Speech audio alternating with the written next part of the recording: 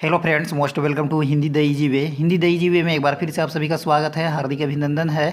आज मैं आप सभी को एक निबंध बताने जा रहा हूं। जी हां फ्रेंड्स, आज का जो निबंध का विषय है वो है विज्ञान वरदान या अभिशाप। विज्ञान हमारे लिए वरदान है या अभिशाप, इस विषय पर आज हम लोग निबंध जानेंगे।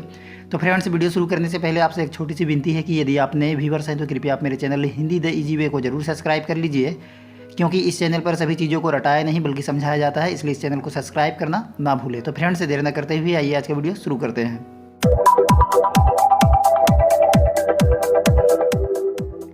विज्ञान वरदान के रूप में विज्ञान ने अंधों को आंखें दी है, बहरों को सुनने की ताकत। जी हाँ फ्रेंड्स, यह विज्ञान की ही देन है कि आज अंधों को भी आंखों में रोशनी दी जा सकती है और जो बहरे व्यक्ति है उसे सुनने के लिए ताकत दी जा सकती है। कहने का तात्पर्य यह है कि यदि अंधे या बहरे को उपचार किया जाए, उसकी इलाज की जाए, तो वह सुन सकते हैं और देख सकते हैं। लाइलाज रोगों की रोकथाम की है तथा अकाल मृत्यु पर विजय पाई है। जी हाँ फ्रेंड्स, ऐसा कोई भी रोग नहीं है जिसका इलाज संभव नहीं है। जितने भी रोग हैं उतने मेडिसिन दवाइयाँ बन चुकी है और धीरे धीरे जो रोग पकड़ में नहीं आ रहा है उसकी भी वैक्सीन तैयार की जा रही है। जैसा कि अभी आप जानते हैं कि 2019 में जो एक कोरोना वायरस निकला, अभी इसकी जो वैक्सीन है वो रिसर्च की जा रही है और कुछ ही दिनों में यह बनकर तैयार हो जाएगी।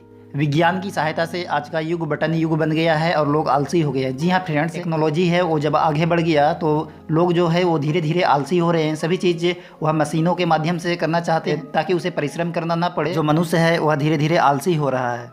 हम टेलीविज़न के माध्यम से घर बैठे ही पूरी दुनिया को देख लेते हैं, इससे बड़ी बात और क्या हो सकती है। जी हाँ फ्रेंड्स, पुराने ज़माने में जब हम किसी जगह का न्यूज या किसी जगह को देखना चाहते थे तो हमें एक जगह से दूसरी जगह जाना पड़ता था। लेकिन आज के आधुनिक युग में लोग घर बैठे ही पूरी दुनिया में क्या हो रहा है क्या नहीं हो रहा है वो घर बैठे ही देख सकते हैं। यह सब विज्ञान के ही देन है। वायुयान, रेल गाड़ी, बस आदि ने स्थान की दूरी को कम कर दिया है। आज हम हवाई जहाज़ से, रेल से, बस से या गाड़ी से एक जगह से दूसरे जगह कुछ ही मिनटों में बड़ी आसानी से जा सकते हैं। पहले ऐसा संभव नहीं था, लेकिन जब धीरे धीरे वैज्ञानिकों ने नए नए चीज़ों का आविष्कार किया तो जो एक जगह से दूसरी जगह की जो दूरी है वो धीरे धीरे कम होती गई और कुछ ही क्षण में, कुछ ही पल में हम एक जगह से दूसरी जगह जा सकते हैं। यहाँ तक कि हम 7 समुंदर पार भी बड़ी आसानी से जा सकते हैं। आज हम घंटों में पूरी दुनिया का सैर कर सकते हैं। टेलीफोन के माध्यम से हम सारी वसुधा से बातचीत करके उसे वास्तव में कुटुंब बना लेते हैं। हमने समुद्र की गहराइयाँ भी नाप डाली है और आकाश की ऊंचाइयाँ भी। सचमुच विज्ञान वरदान ही तो है। जी हाँ फ्रेंड्स, टेलीफोन के माध्यम से हम सिर्फ बातचीत ही नहीं कर सकते बल्कि वीडियो कॉल भी कर सकते हैं। जी हाँ फ्रेंड्स, आजकल तो 3G 4G 5G का ज़माना है। घर बैठे ही मोबाइल से एक जगह से दूसरी जगह का फुटेज जो वीडियो है वो बात के साथ साथ वीडियो भी देख लेते हैं। हमने समुद्र की गहराइयाँ भी नाप डाली है और आकाश की ऊंचाइयाँ भी। जी हाँ फ्रेंड्स, जो हमारे खगोलीय वैज्ञानिक है उन्होंने आकाश की ऊंचाइयाँ भी और पताल की गहराइयाँ भी माप डाली है कि आकाश और पताल के बीच की दूरी कितनी है।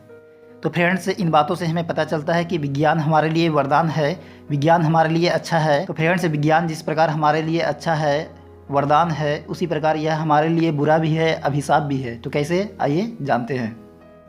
विज्ञान अभिशाप के रूप में मनुष्य ने जहाँ विज्ञान से सुख के साधन भी जुटाए हैं, वहाँ दुख के अंबार भी खड़े कर लिए हैं।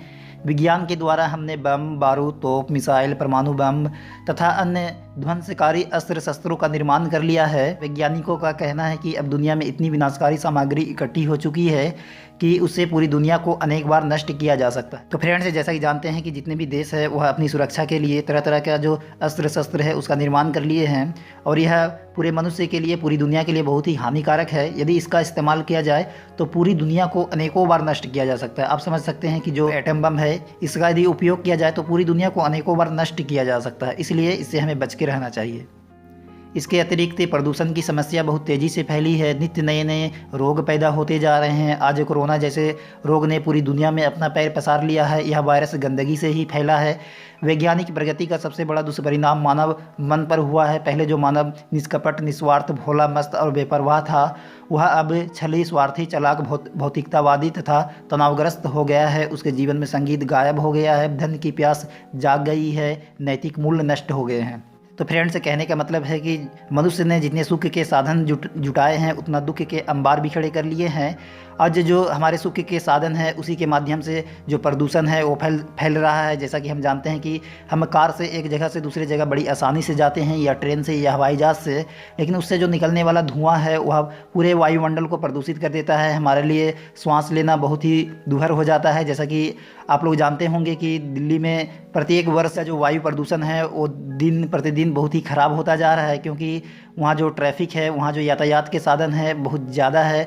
लोग वहाँ बहुत ज़्यादा सुख लेना चाहते हैं, कोई भी पैदल या साइकिल से चलना नहीं चाहता, जिस कारण दिल्ली का जो वातावरण है, वायुमंडल है, बहुत ही प्रदूषित हो गया है। तो कहने का तात्पर्य यह है कि आप जितने सुख का साधन जुटाए हैं उतना दुख के अंबार भी खड़े कर लिए हैं। इस बात को नकारा नहीं जा सकता।